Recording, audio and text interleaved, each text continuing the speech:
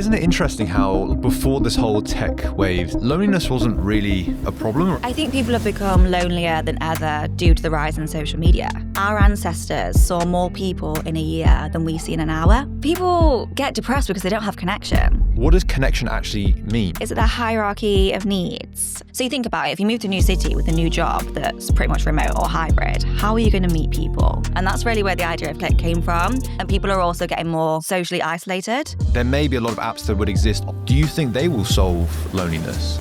No, absolutely not. I don't think it can. Because of all these apps that are existing and the social media, as you said, they're primed to be afraid of actually human interaction. Yeah, these apps, they've got us so obsessed with it that we feel like we can't live without it. What is the science behind it? They'll get so obsessed with this fantasy life that they're living through their headset. And then outside of that, they're just going to get more and more depressed. If we don't do anything about this, how bad can it get? Nicola, welcome to the podcast. How are you? Thank you so much for having me. I'm good, thank you. It's been a while since I wanted to have you on. It's been maybe a few months, and I'm really excited to finally have you on because founder loneliness and sort of connectivity amongst sort of people, I think is super important. And before we were recording, it's a problem that a lot of social media platforms were trying to solve when they first started. I would say now is definitely not the case. We could definitely talk about that in a bit more detail. But yeah, before we get into all of that, please introduce yourself and also CLIQ and where this sort of journey started. Yeah, so I'm Nicola. I'm one of the co-founders of CLIQ, and we are a social networking and community app. So we're all about connecting like-minded people through interest-based communities, but also in-person events. Our ethos is pretty much how do we get people out from behind the phone? How do we use tech as a tool to allow people to easily meet people? But the whole concept is that in-person connection. I am a second-time founder. So previously I had a beauty tech startup that I actually started when I was traveling. So moved to Australia for a few years. Did not know what I wanted to do with my life. I was a makeup artist, struggled to get any work, and came up with this concept of a booking platform where beauty professionals could get more work, get noticed in the local area without them having to go and market themselves, because I was really struggling. Was living in a city where I didn't really know anyone apart from my partner and just wanted to get more work, and literally came into one day and I was like, I've got this idea, and he was like, let's just go for it.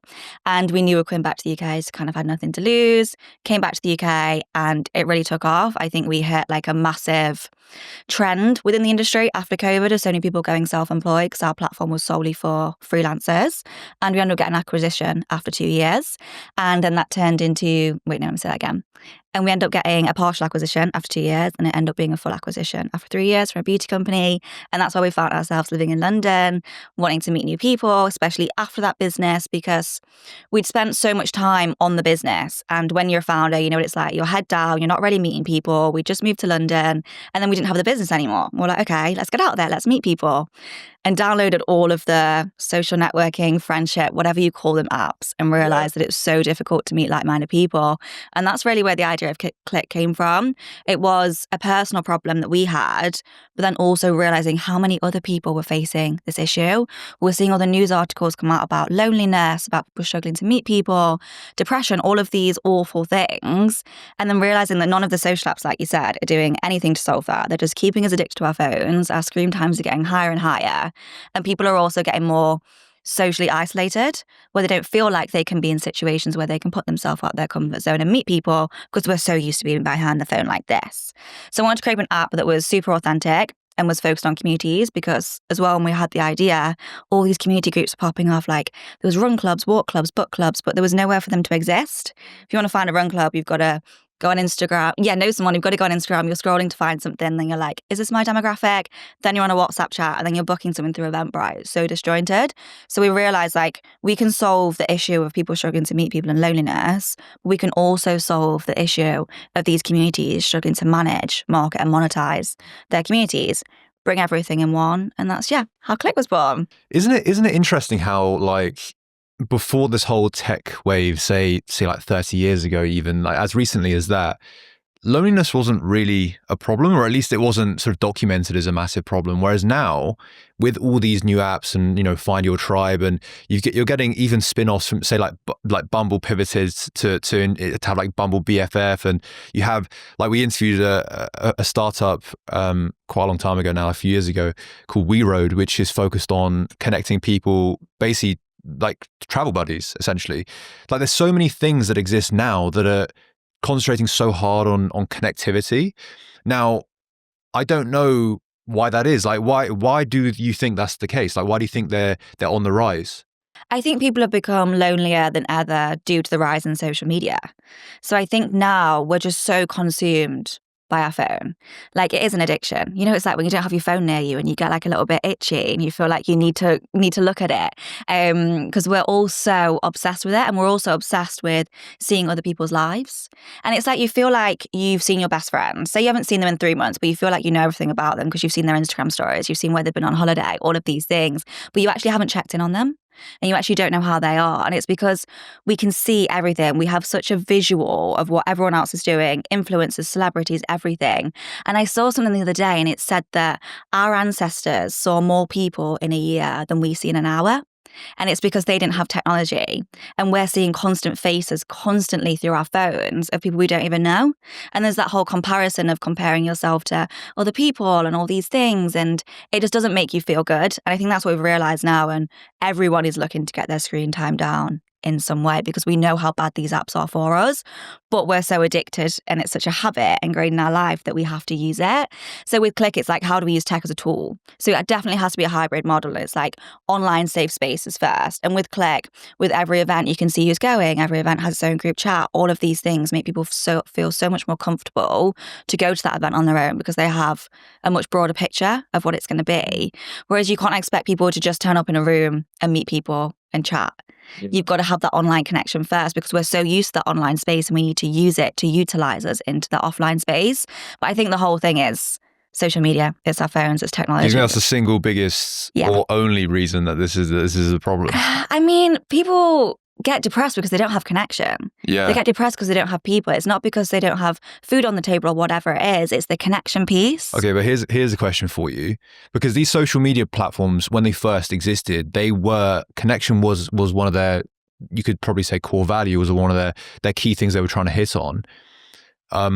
As they've grown, as they got VC funding, as they've become, public companies, as they've grown in different ways, they're more focused on retention. Retention is the key stat that they always look at. And when you're focusing on retention, you're basically creating feedback loops within the actual product, and you're trying to get people to not click off, and you're really trying to hijack the brain in order to get those quick dopamine hits for them to not go anywhere. They do operate more like casinos, I would say now.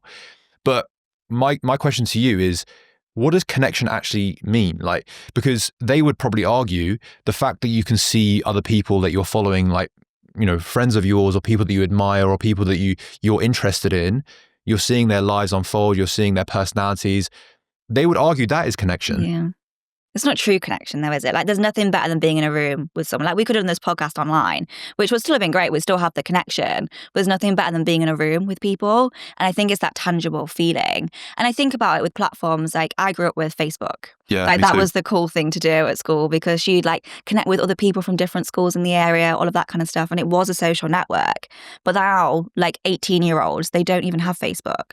Like if you ask them about Facebook, they're like, why would I have that? Like my grandma's on there. So now they have like Snapchat where they're just watching their friends. They have Instagram where they're also just watching their friends, and TikTok where they're just mind-numbingly scrolling. They don't have a social platform. And I think Facebook was the last kind of platform that was doing that. But now people don't use it because it's not cool, and it's also very spammy and all these things. Like no one wants to use Facebook anymore. But back in the day, that was a thing. Yeah. Whereas like 18, 20-year-olds, younger people now, they don't have that platform to connect.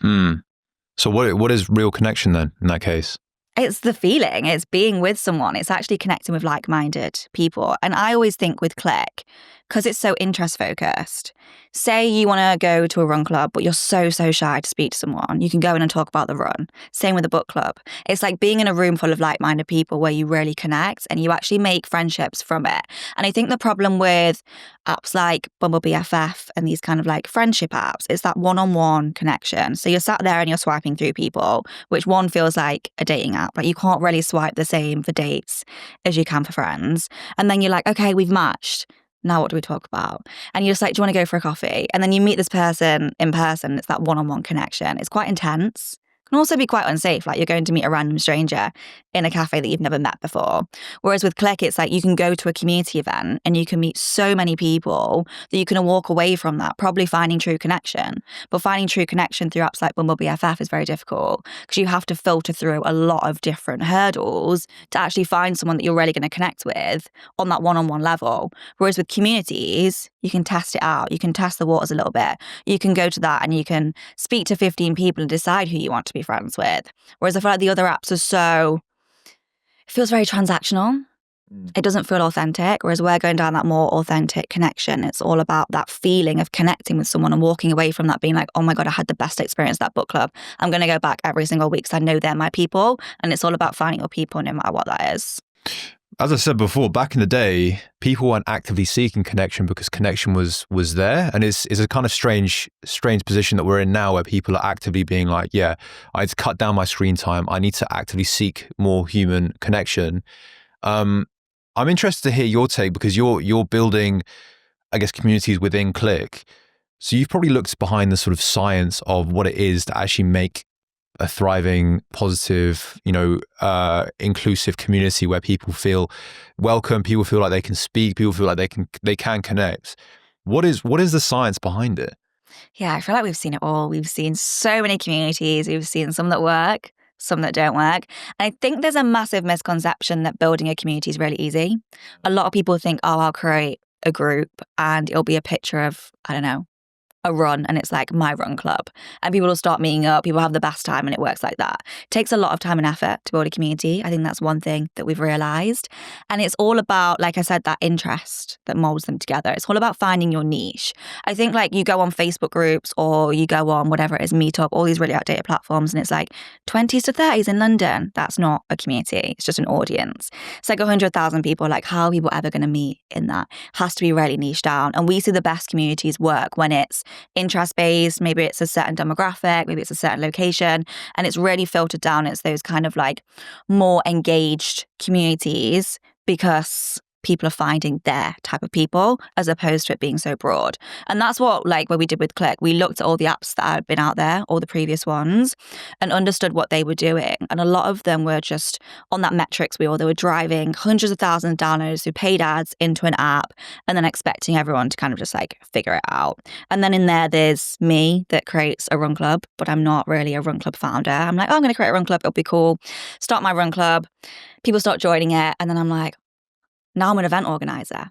Now I need to actually organize the runs. I can't bother anymore. It drops off a cliff. Also, not having like a brand or anything around it. Like, who wants to come meet me, a stranger, in the park at 7 p.m. on Friday night to go for a run? Doesn't feel safe.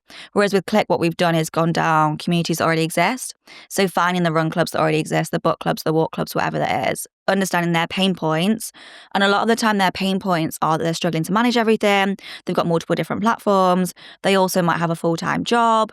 They're running this as a side hustle. They don't really know where they can take it. They need more help. We understand all their problems and we bring them into CLIQ. So they kind of bring their audiences with them. And that's the best communities. I feel like it's ones that have weekly or monthly kind of events for something to go to. You need to kind of have something for people to look forward to, but then it also can't just be the event. You need the chats around it.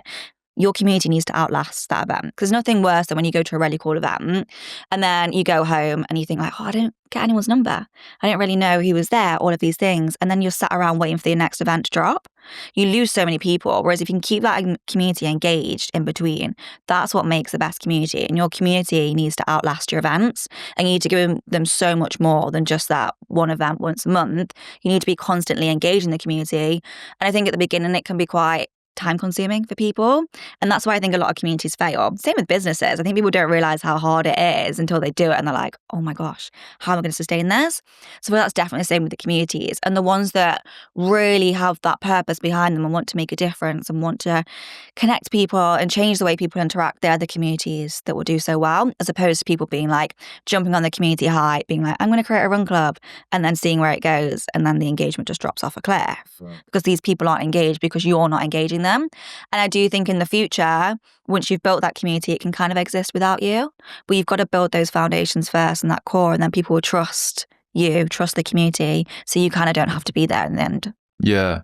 You talk about how a hybrid sort of tech and in-person way is probably the best solution.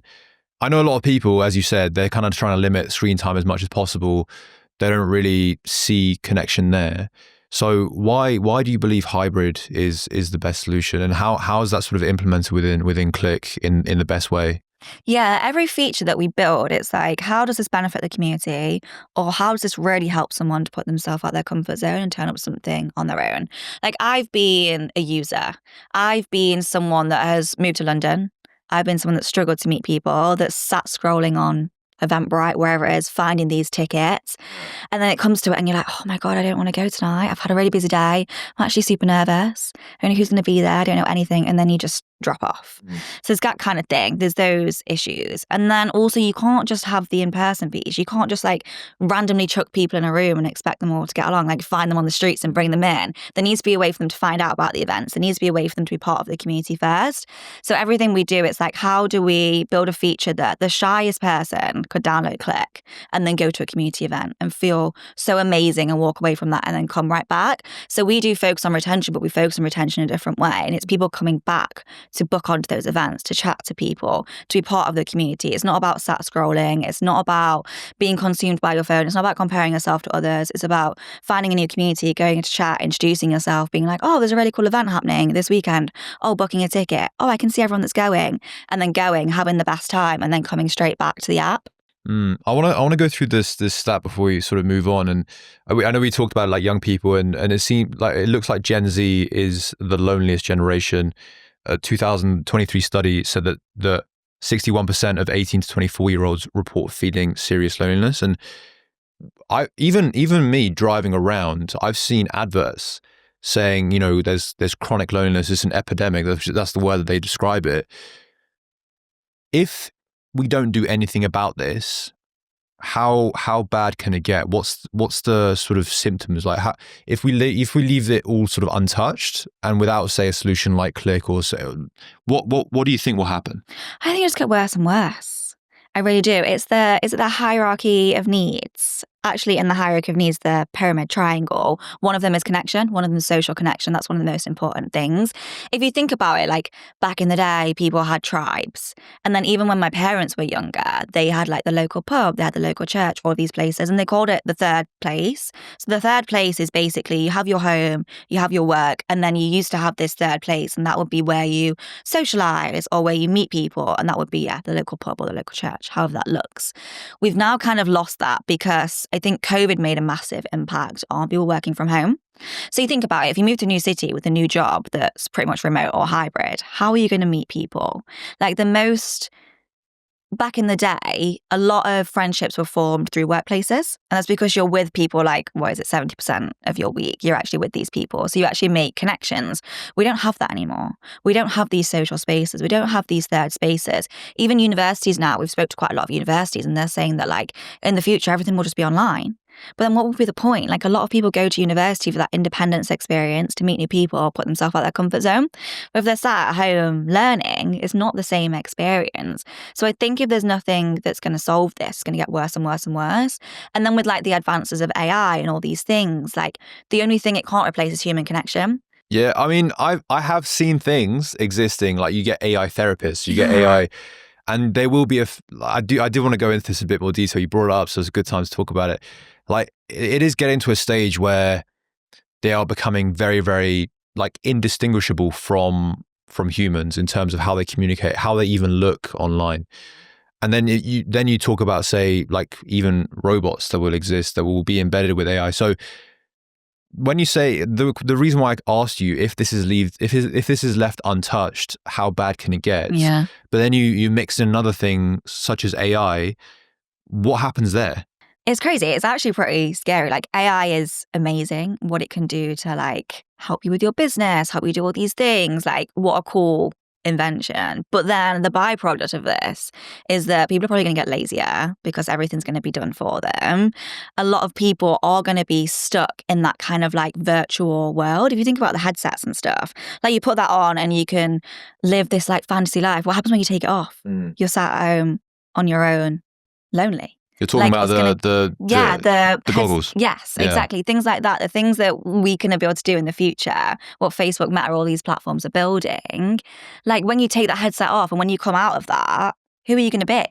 But then again, counter argument is a lot. There may be a lot of apps that would exist off the back of things like that, where they would report, because you can do it with your friends, you can do it with other people that share similar interests to you. Do you think they will solve loneliness? No, absolutely not. I don't think it can.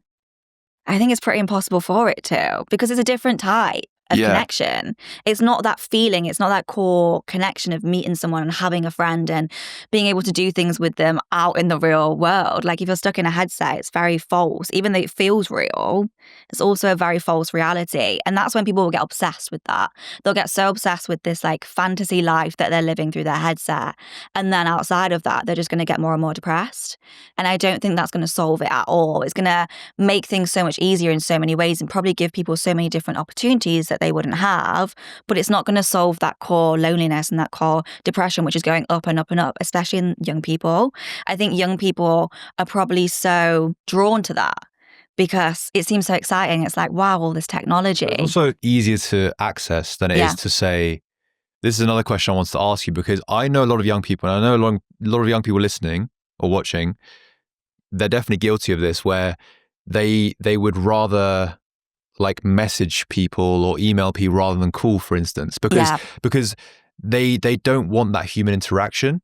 And it's like, it's not even something that you consciously think about, but it's something like I see it with my brother, who's only 3 years younger than me. He would rather, even like ordering food, he'd rather do it on an app rather than like call someone up. And it's so interesting because just anecdotally seeing from him, if it's slightly more expensive to use an app than it is to call because there's like admin fees or like app fees, whatever, he'd still rather do that. And it's like, that's a natural experiment right there, where he would rather pay more than have to endure like a human to human conversation, which is crazy, because that means to me, as someone that's like studied behavioral economics, it looks like there is some element of psychological pain in order for him to call people up. There's some sort of barrier there. Yeah. So a question for you is that, we talk about AI and we talk about, a solution like CLIQ, but do you think a problem with say young people is that they are actually, because of all these apps that are existing and the social media, as you said, they're primed to be afraid of actually human interaction? Yeah. They probably haven't had the same like social experience that we had when we were growing up. Like, I don't know when I had a phone. I think it was like, maybe I was like 13. We were going to like secondary school, and it'd be one of those like flip slidey phones. Like you couldn't go on the internet. You couldn't really do anything on it. It was just basically to call your mum if you needed them, or like text your friends to meet them.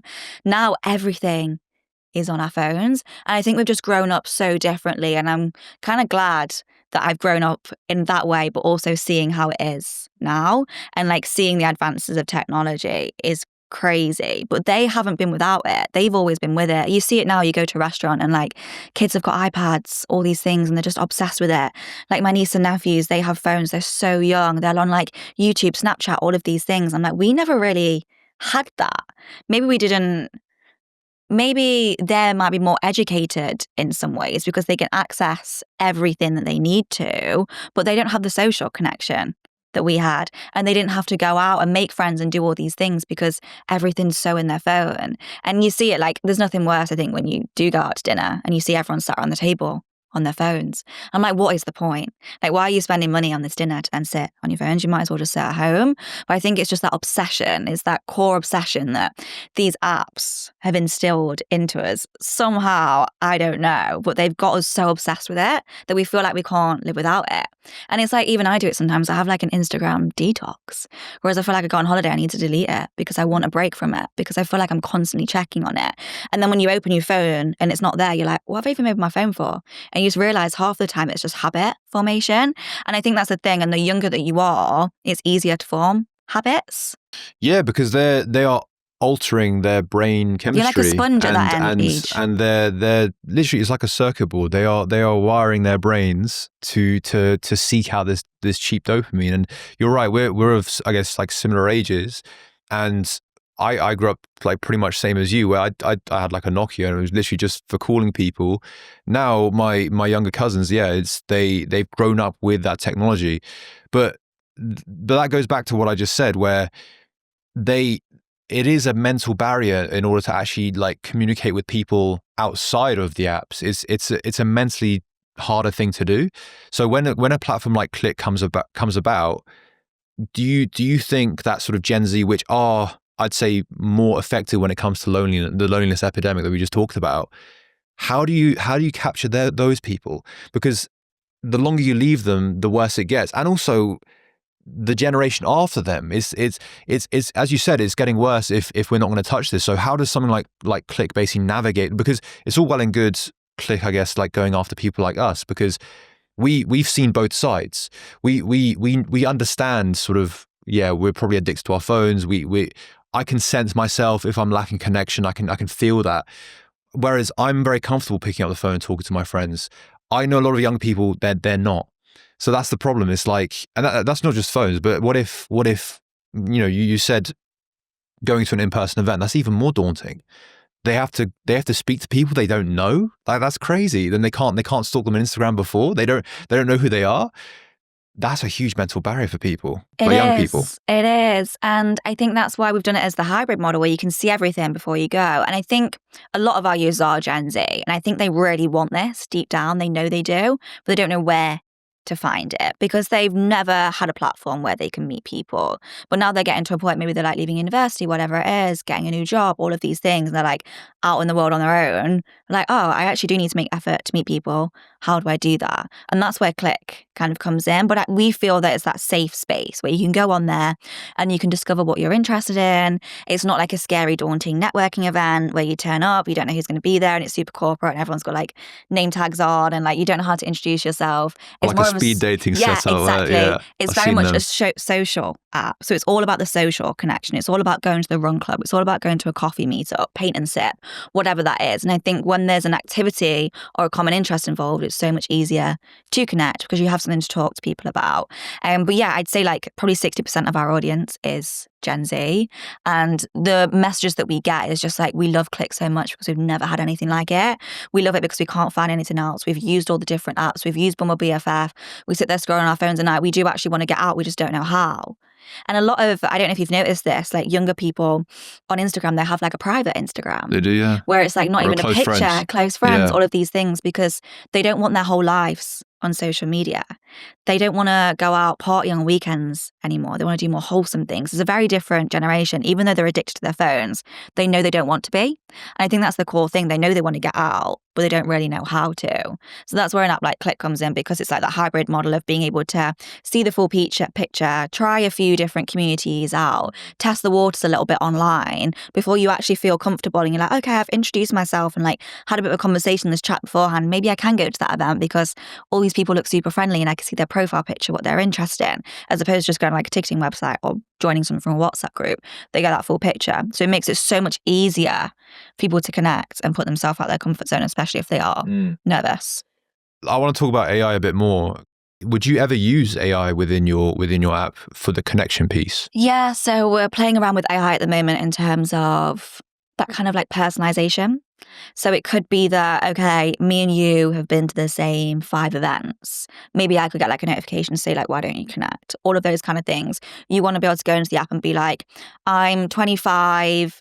I want to find a run club this weekend that's for all women that's in Battersea, and it will bring things up. We want to use it for the personalization and kind of like the search element. We do use it at the moment for the safety side of things. So with CLIQ, like no one can download it. I mean, no one can create a profile unless they've got a profile picture. We have identification on sign up. When you create a community or create an event, you can say who sees that. So if I create an all-female run club, that can only be seen by women. All of these things. We're also like, how do we create safe spaces? Because we understand that if you're meeting people in person, there needs to be that high safety element. And none of the other apps have this. Like you can create Instagrams, TikTok, and Facebooks like as anyone. Like you don't have to put any identification. Same with dating apps. I think only some of the dating apps recently, and I think it might be Bumble, has implemented an identification on sign up. That is crazy. You're getting people to meet in person and you have no way of verifying those people. So we've been quite strict on security and safety, which AI has allowed us to do. Also, like scanning text, scanning images, and be able to flag things, block things for us has been really important. But I think for that social connection, it's all about that personalization and like recommendation. Oh, you're interested in running, there's a new run club, there's all these different things, and being able to personalize the experience a lot more for you. But we won't have like come and chat to like an AI bot and like make an AI friend. Yeah. So you mentioned, I'm interested to hear your take on like, I guess, the differences in generations, because you had sort of our and by the way, these generations back in the day weren't too far away from each other. It's the fact that technology has really widened the gap between generations for sure. So there's our generation, and there's Gen Z. I guess I'm still part of Gen Z actually, but yeah. But then there's like a generation after that, which will grow up with AI text, AI clones, even like AI robots, like physical AIs. The problem right now is social media basically leading to people being addicted to their phones, lacking the sort of connection.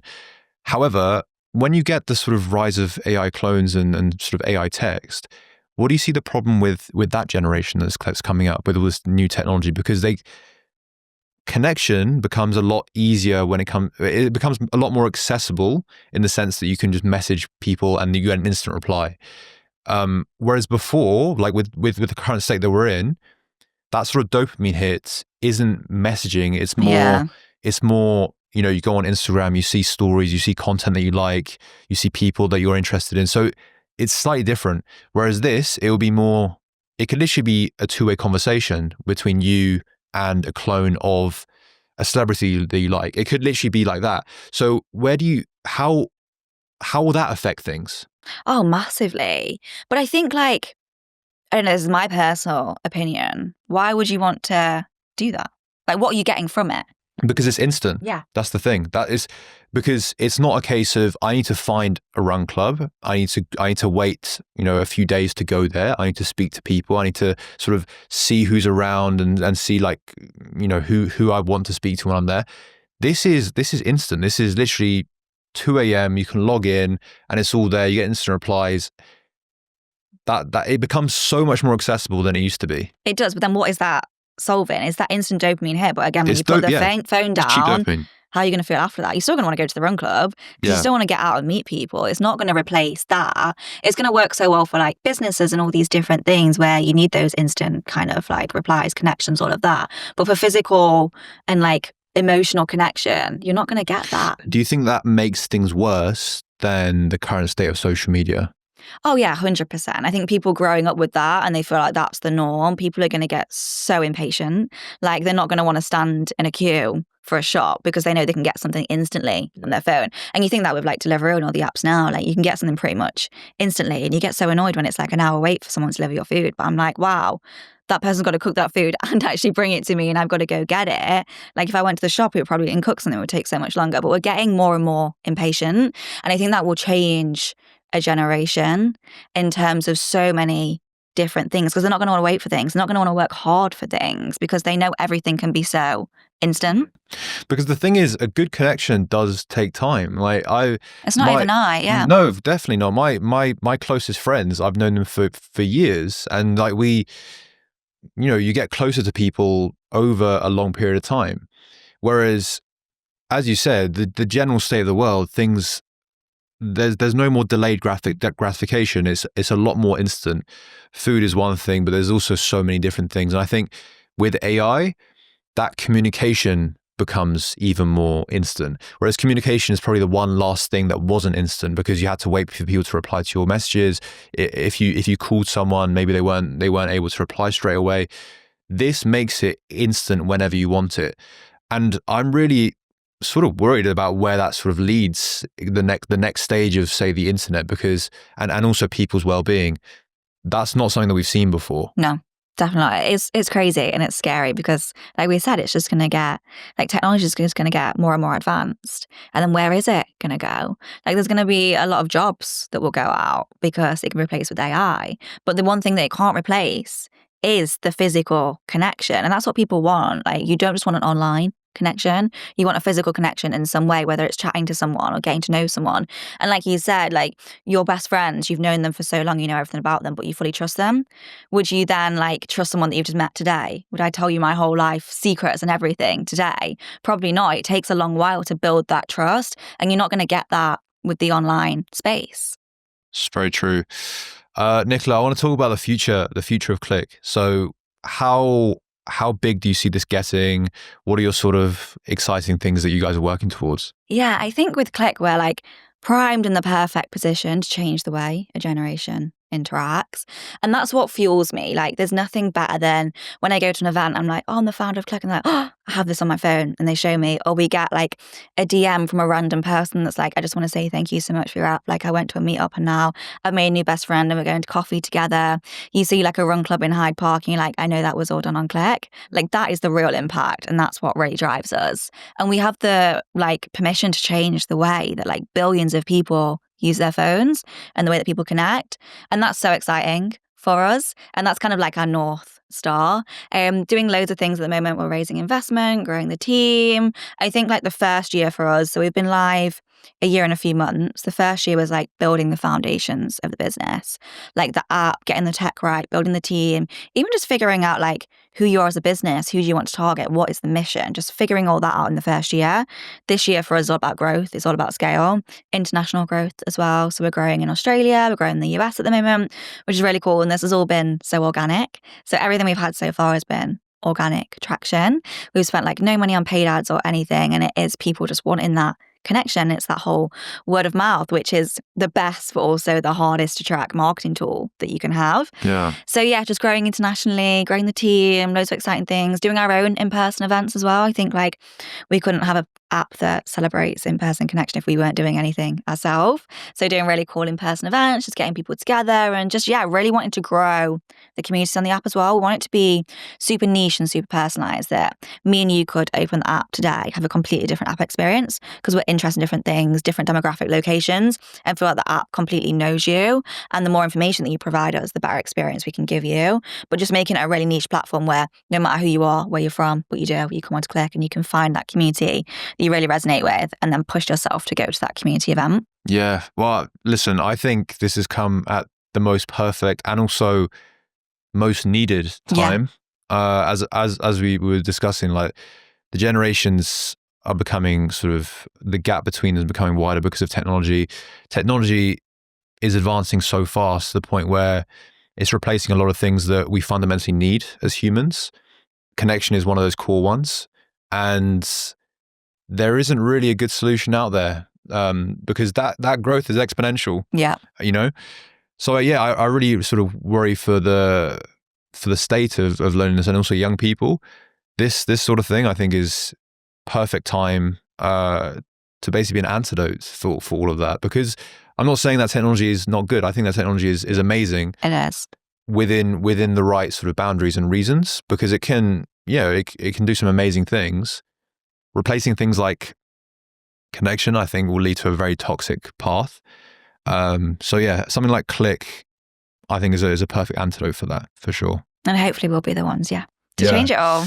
Nicola, it's been such a pleasure having you on the podcast. How can people stay in touch with you and what you're doing, and how can they get involved with CLIQ? Yeah, so you can download CLIQ on App Store and Play Store. Our Instagram is Find Your CLIQ, and my personal Instagram is just, Nicola Gunby. Amazing. Thank you so much for coming on, and we'll speak very soon. Thank you. Thank you. Thank you so much for clicking on this episode of The Millennial Entrepreneur. The ambition of the podcast is to share relatable stories from young entrepreneurs doing some incredible things to inspire the next generation, including you listening wherever you are. We've been doing this podcast for over 3 years, and the ambition has not changed. The only thing that has changed is the scale of where we want to go. We want to bring on bigger guests for you guys to show more and more relatable stories from young entrepreneurs across the world. The majority of you guys watching or listening haven't subscribed to the podcast yet. All you have to do is click that subscribe button wherever you're listening, Apple Podcasts, YouTube, Spotify, and that will allow us to bring on bigger guests and ask the questions that you really want to hear. And it really is that simple.